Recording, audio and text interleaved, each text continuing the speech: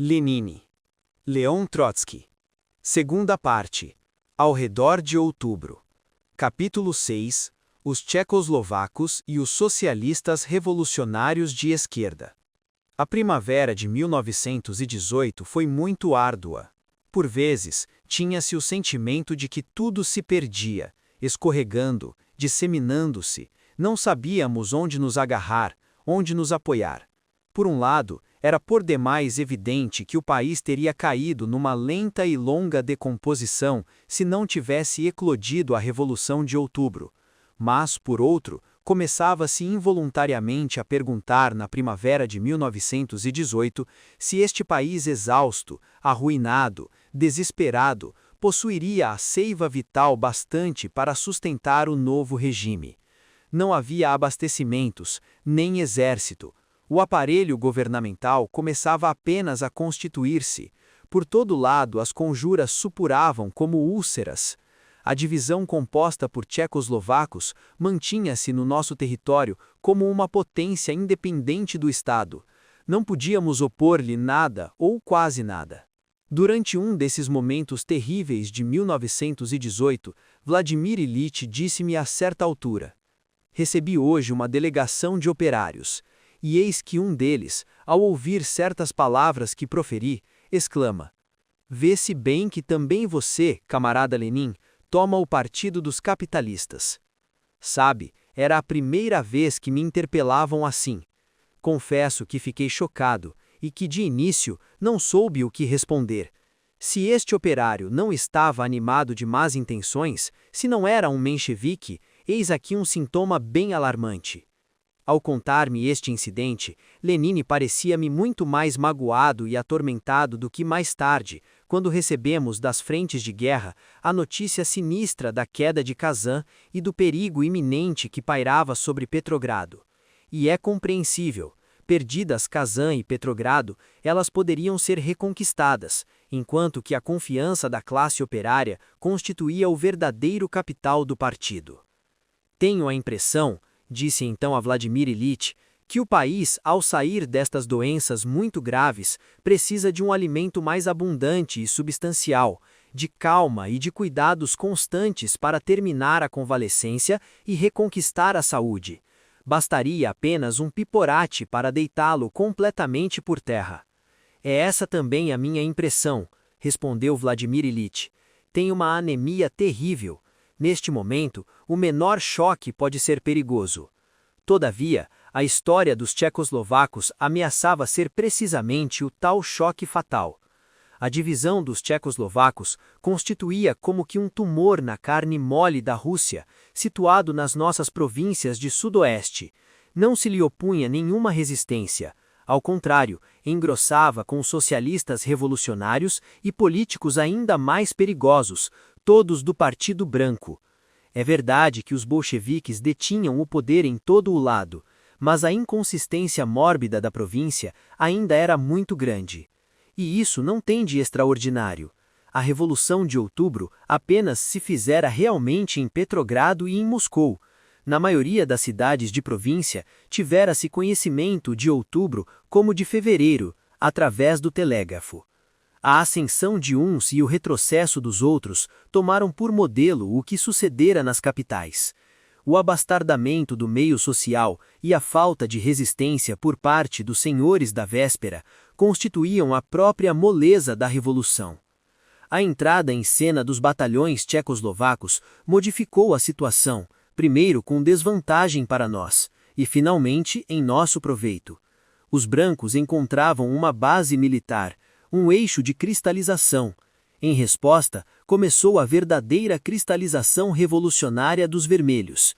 Pode-se afirmar que, graças à aparição dos tchecoslovacos, e apenas graças a ela, a região do Volga finalmente fez a sua Revolução de Outubro.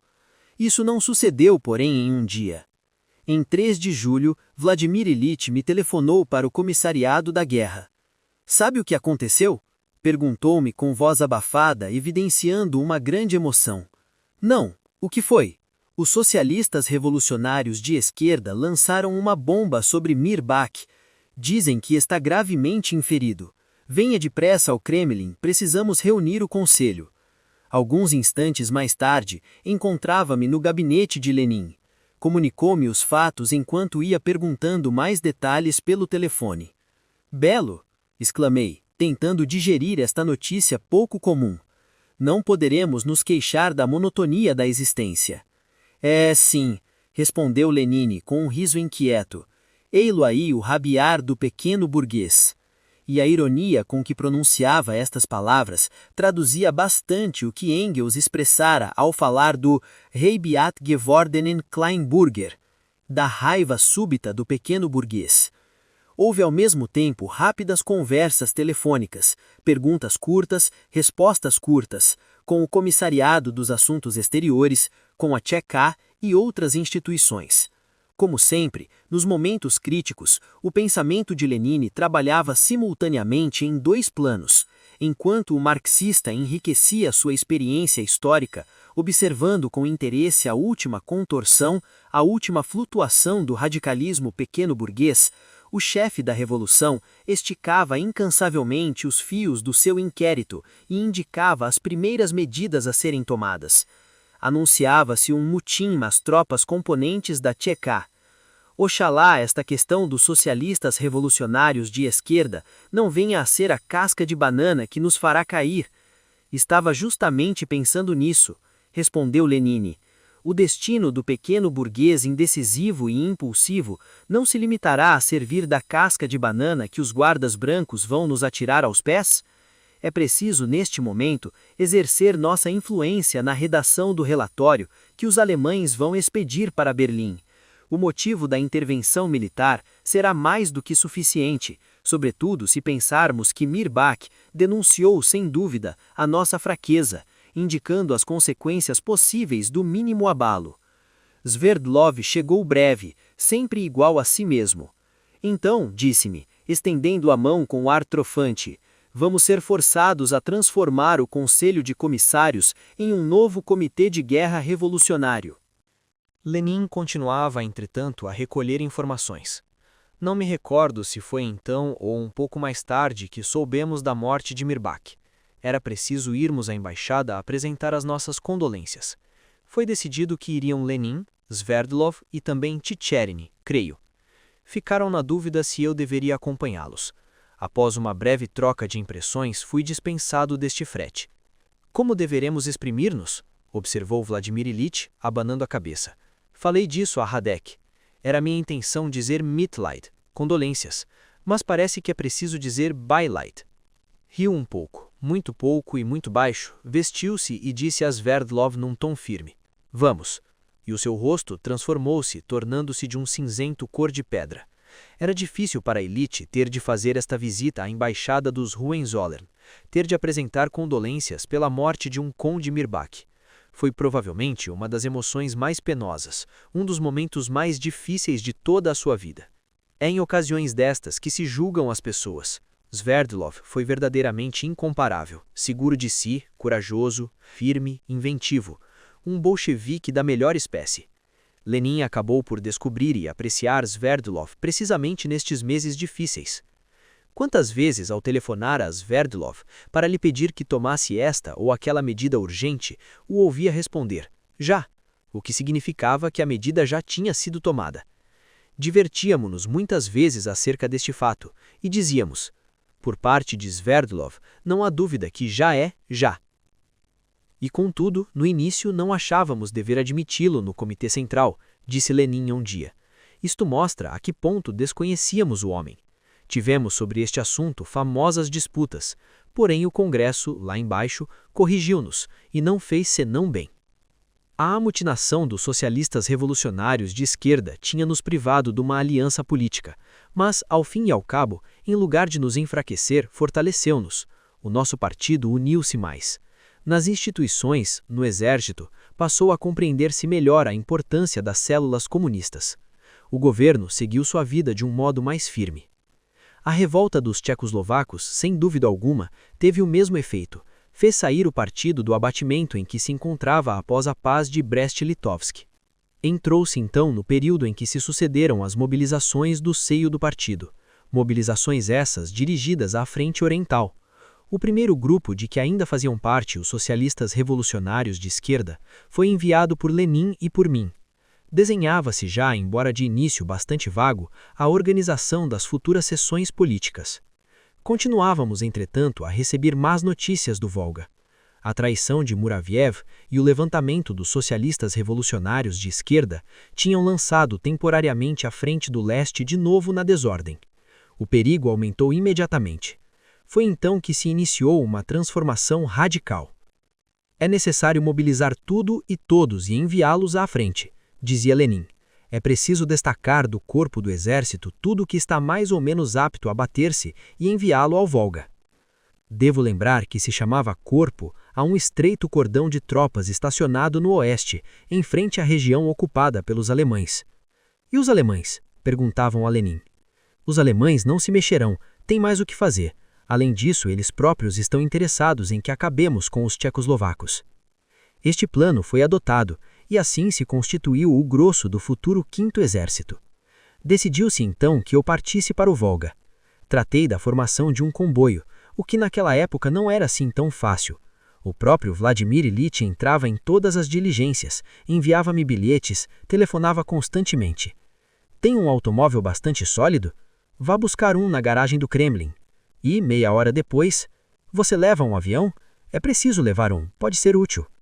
O exército tem aviões, respondi. Serve-me-ei de um se for necessário. E, de novo, meia hora depois, continuo a achar que deve levar um avião no comboio, nunca se sabe o que pode acontecer. E assim por diante.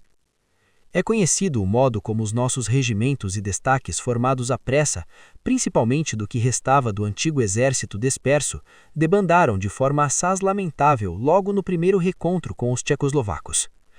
Precisamos de uma forte cintura de defesa formada por comunistas e, em geral, de homens combatíveis para remediar esta terrível instabilidade, dizia eu a Lenin antes de partir. É necessário forçar os homens a combater. Se esperarmos que o Mujico acabe de acordar, será tarde demais. É verdade, respondia Lenin, mas temo que a própria cintura de defesa se rompa. O homem russo é muito bom, não é capaz de tomar resolutamente medidas de terror revolucionário. Contudo, é indispensável experimentar. Encontrava-me em Sviazhsky quando tomei conhecimento do atentado contra Lenin e do assassinato de Uritsky. Nesses dias trágicos, a revolução atravessava uma crise interior. Libertava-se da sua bondade. O gládio do partido recebia enfim a sua têmpera. Afirmava-se o espírito de resolução e, quando era preciso, davam-se mostras de um rigor implacável. Na frente, as secções políticas, com os destacamentos de defesa e os tribunais, forneciam ao corpo mole do jovem exército a sua ossatura. Em breve se evidenciou essa modificação. Kazan e Simbirsk foram reconquistadas.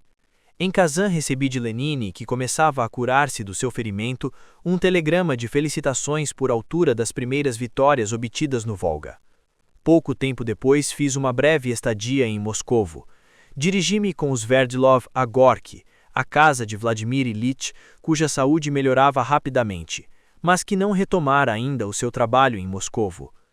Encontramo-lo de excelente humor. Pediu-nos imensos pormenores sobre a organização do exército, as suas disposições, o papel desempenhado pelos comunistas, o aperfeiçoamento da disciplina. Repetia alegremente: "Ora, está bem, está perfeito.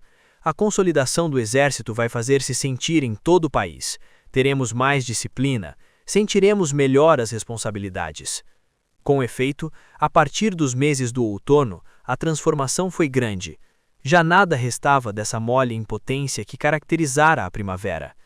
Algo se tinha mudado, fortificado, e é notável que desta vez a revolução tivesse sido salva, não devido a novas tréguas, mas ao contrário devido ao mais grave dos perigos. Esse perigo fez brotar no proletariado as fontes secretas da energia revolucionária. Quando Sverdlov e eu tomamos lugar no automóvel, Lenin, radioso e cheio de vida, encontrava-se à varanda. Apenas o tinha visto tão contente em Smolny, a 25 de outubro, quando tomara conhecimento dos primeiros sucessos militares da insurreição. Procedemos à liquidação política dos socialistas revolucionários de esquerda. Limpamos o Volga. Lenin recompôs-se dos seus ferimentos. A revolução crescia em força e coragem.